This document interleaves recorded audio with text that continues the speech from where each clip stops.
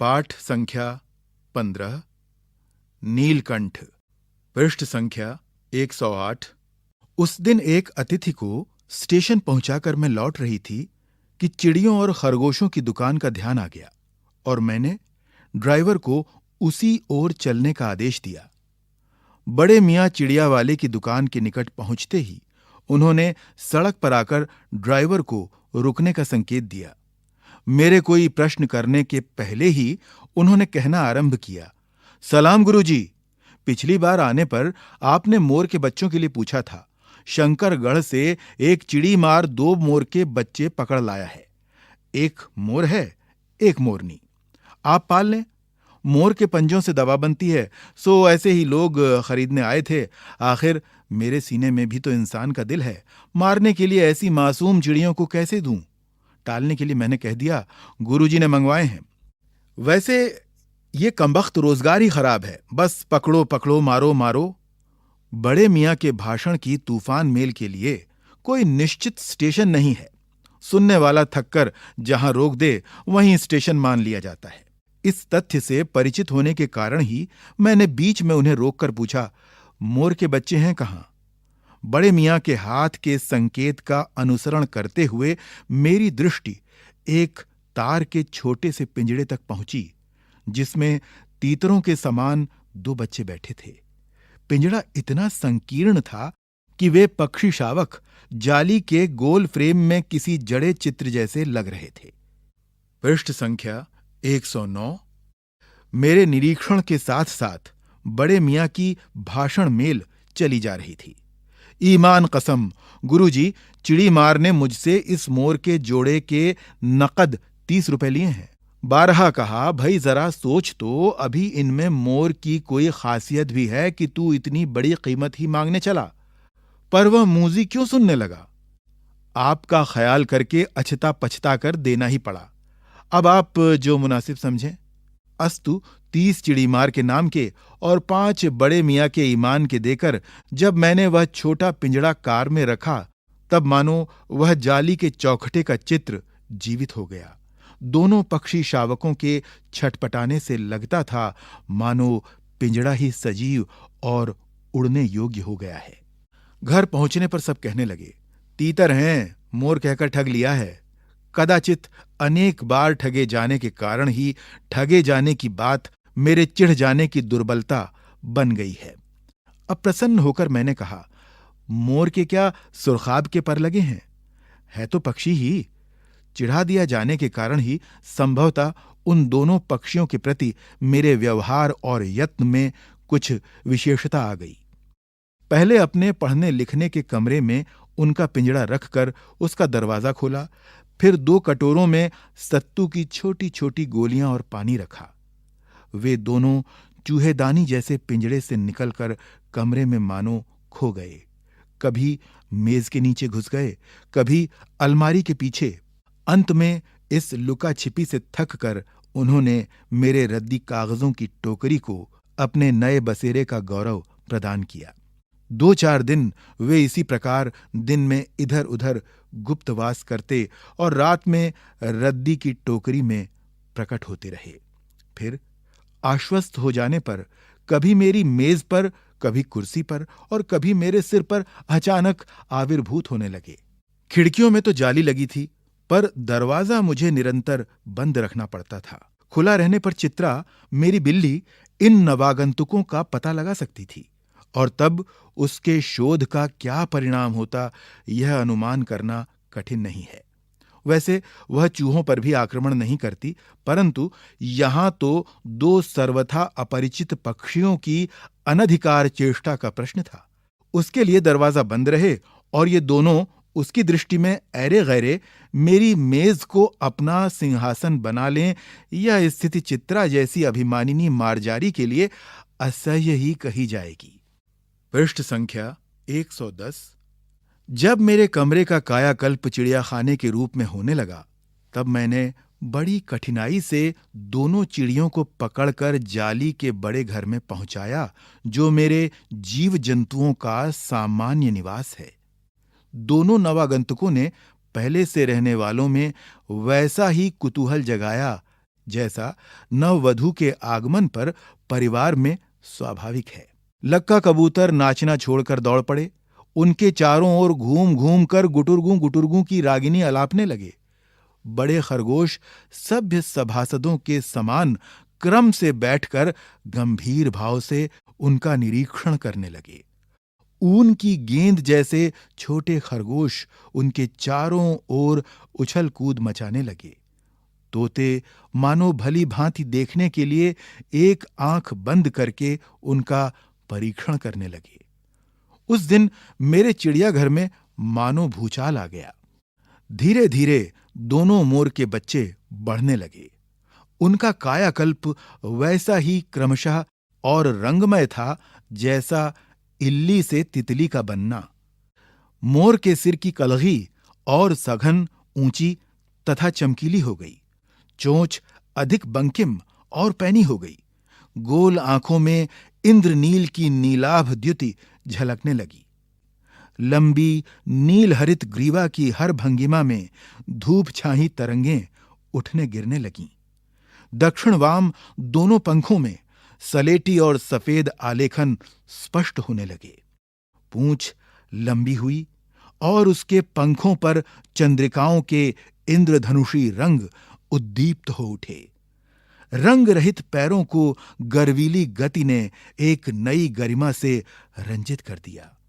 उसका गर्दन ऊंची कर देखना, विशेष भंगिमा के साथ उसे नीची कर दाना चुगना, पानी पीना, टेढ़ी कर शब्द सुनना आदि क्रियाओं में जो सुकुमारता और सौंदर्य था, उसका अनुभव देखकर ही किया जा सकता है।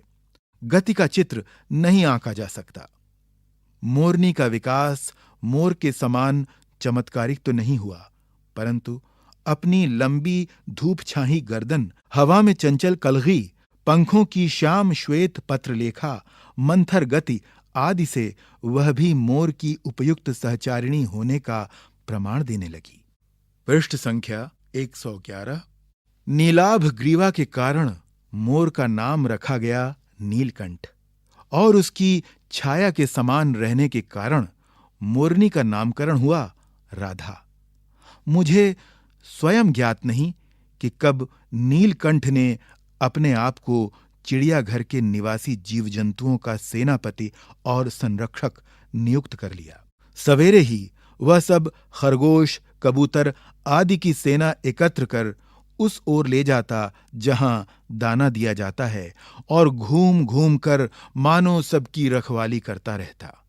किसी ने कुछ गड़बड़ की और वह अपने तीखे चंचु प्रहार से उसे दंड देने दौड़ा। खरगोश के छोटे बच्चों को वह चोंच से उनके कान पकड़कर ऊपर उठा लेता था और जब तक वे आर्त क्रंदन न करने लगते उन्हें अधर में लटकाए रखता। कभी कभी उसकी पैनी चोंच से खरगोश के बच्चों का कर्णवेध संस्कार हो जाता था, पर वे फिर कभी उसे क्रोधित होने का अवसर न देते थे। दंड विधान के समान ही उन जीव जंतुओं के प्रति उसका प्रेम भी असाधारण था। प्रायः वह मिट्टी में पंख फैलाकर बैठ जाता और वे सब उसकी लंबी पूंछ और सघन पंखों में छुआ-छुअल सा खेलते रहते थे। पृष्ठ संख्या 112। ऐसी ही किसी स्थिति में एक सांप जाली के भीतर पहुंच गया। सब जीव जंतु भागकर इधर-उधर छिप गए। केवल एक शिशु खरगोश सांप की पकड़ में आ गया। निगलने के प्रयास में सांप ने उसका आधा पिछला शरीर तो मुंह में दबा रखा था, शेष आधा जो बाहर था उससे चींची का स्वर भी इतना तीव्र नहीं निकल सकता था कि किसी को स्पष्ट सुनाई दे सके। नीलकंठ दूर ऊपर झूले में सो रहा था। उसी के चौकन्ने कानों ने उस मंद स्वर की व्यथा पहचानी और वह पूंछ पंख समेटकर सर से एक झपट्टे में नीचे आ गया। संभवतः अपनी सहज चेतना से ही उसने समझ लिया होगा कि सांप के फन पर चोंच मारने से खरगोश भी घायल हो सकता है। उसने सांप को फन के पास पंजों से दबाया और फिर चोंच से इतने प्रहार किए कि वह अधमरा हो गया। पकड़ ढीली पड़ते ही खरगोश का बच्चा मुख से निकल तो आया, परंतु निश्चेष्ट सा वहीं पड़ा रहा। राधा ने सहायता देने की आवश्यकता नहीं समझी, परंतु अपनी मंद केका से किसी असामान्य घटना की सूचना सब ओर प्रसारित कर दी। माली पहुंचा, फिर हम सब पहुंचे। नीलकंठ जब सांप के 2 खंड कर चुका, तब उस शिशु खरगोश के पास गया और रात भर उसे पंखों के नीचे रखे उष्णता देता रहा। कार्तिकेय ने अपने युद्ध वाहन के लिए मयूर को क्यों चुना होगा, यह उस पक्षी का रूप और स्वभाव देखकर समझ में आ जाता है। मयूर कलाप्रिय वीर पक्षी है, हिंसक मात्र नहीं। इसी से उसे बाज, चील आदि की श्रेणी में नहीं रखा जा सकता, जिनका जीवन ही क्रूर कर्म है। नीलकंठ में उसकी जातिगत विशेषताएं तो थीं ही, उनका मानवीकरण भी हो गया था। मेघों की सांवली छाया में अपने इंद्रधनुष के गुच्छे जैसे पंखों को मंडलाकार बनाकर जब वह नाचता था, तब उस नृत्य में एक सहजात लयताल रहता था। आगे पीछे, दाहिने बाएं क्रम से घूमकर वह किसी अलक्ष्य सम पर ठहर ठहर जाता था। राधा नीलकंठ के समान नहीं नाच सकती थी, परंतु उसकी गति में भी एक छंद रहता था।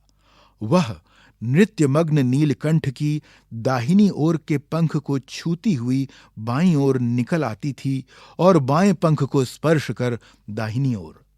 इस प्रकार उसकी परिक्रमा में भी एक पूरक ताल परिचय मिलता था। पृष्ठ संख्या 113। नीलकंठ ने कैसे समझ लिया कि उसका नृत्य मुझे बहुत भाता है, यह तो नहीं बताया जा सकता, परंतु अचानक एक दिन वह मेरे जाली घर के पास पहुंचते ही अपने झूले से उतरकर नीचे आ गया और पंखों का सतरंगी मंडलाकार छाता तानकर नृत्य की भंगिमा में खड़ा हो गया। तब से यह नृत्य भंगिमा नित्य का क्रम बन गई।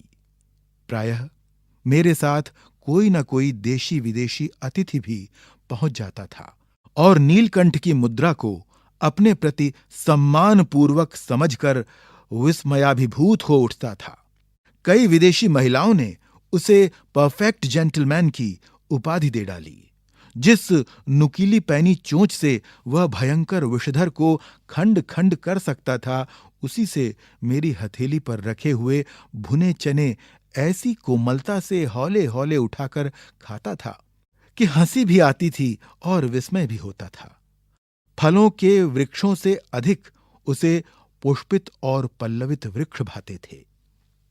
वसंत में जब आम के वृक्ष सुनहली मंजरियों से लद जाते थे, अशोक नए लाल पल्लवों से ढंक जाता था, तब जाली घर में वह इतना अस्थिर हो उठता कि उसे बाहर छोड़ देना पड़ता। पृष्ठ संख्या 114। नीलकंठ और राधा की सबसे प्रिय ऋतु तो वर्षा ही थी।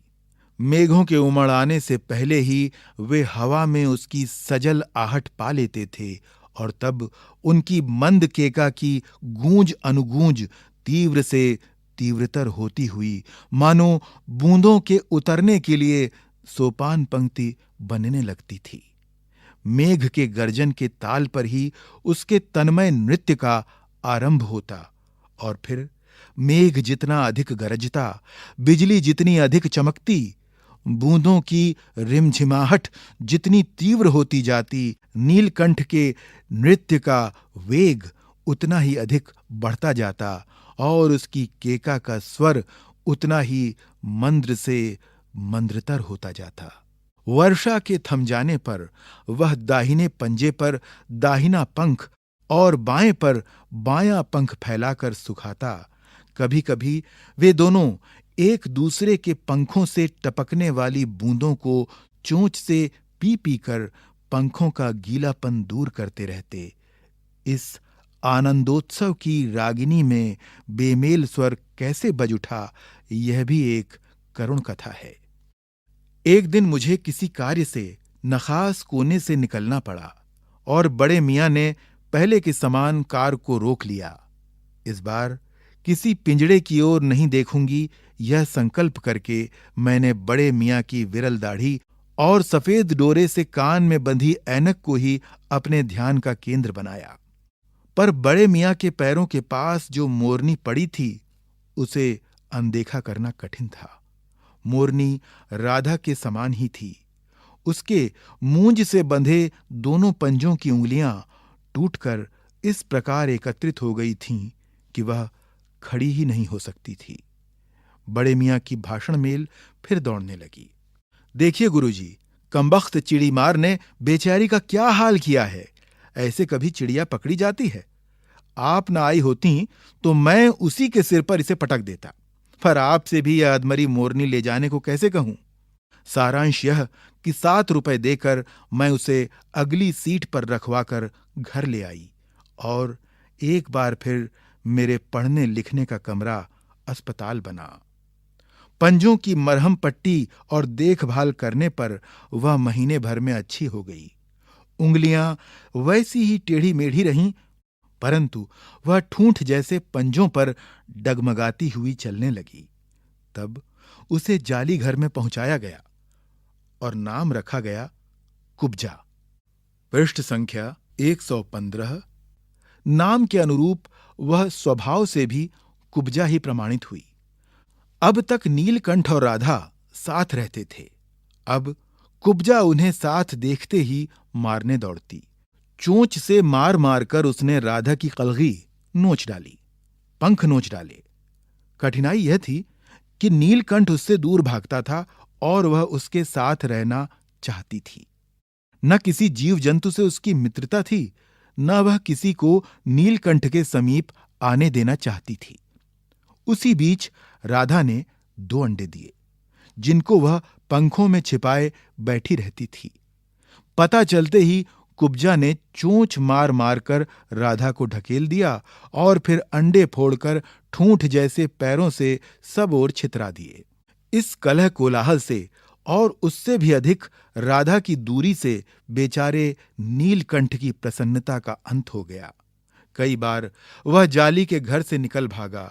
एक बार कई दिन भूखा प्यासा आम की शाखाओं में छिपा बैठा रहा, जहां से बहुत पुचकार कर मैंने उतारा। एक बार मेरी खिड़की के शेड पर छिपा रहा। मेरे दाना देने जाने पर वह सदा की भांति पंखों को मंडलाकार बनाकर खड़ा हो जाता था, पर उसकी चाल में थकावट और आंखों में एक शून्यता रहती थी।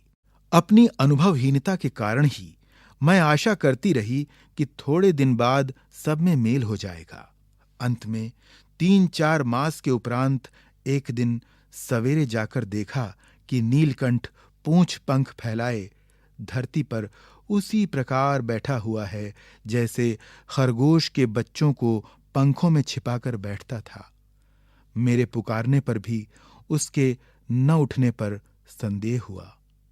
वास्तव में नीलकंठ मर गया था।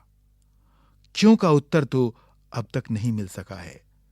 न उसे कोई बीमारी हुई, न उसके रंग बिरंगे फूलों के स्तबक जैसे शरीर पर किसी चोट का चिन्ह मिला। मैं अपने शाल में लपेटकर उसे संगम ले गई। जब गंगा की बीच धार में उसे प्रवाहित किया गया, तब उसके पंखों की चंद्रिकाओं से बिंबित प्रतिबिंबित होकर गंगा का चौड़ा पाट एक विशाल मयूर के समान तरंगित हो उठा। नीलकंठ के न रहने पर राधा तो निश्चेष्ट सी कई दिन कोने में बैठी रही। पृष्ठ संख्या 116। वह कई बार भागकर लौट आया था, अतः वह प्रतीक्षा के भाव से द्वार पर दृष्टि लगाए रहती थी। पर कुब्जा ने कोलाहल के साथ खोज ढूंढ आरंभ की। खोज के क्रम में वह प्रायः जाली का दरवाजा खुलते ही बाहर निकल आती थी और आम, अशोक, कचनार आदि की शाखाओं में नीलकंठ को ढूंढती रहती थी। एक दिन आम से उतरी ही थी कि कजली नाम की अल्सेशियन कुत्ती सामने पड़ गई। स्वभाव के अनुसार उसने कजली पर भी चोंच से प्रहार किया।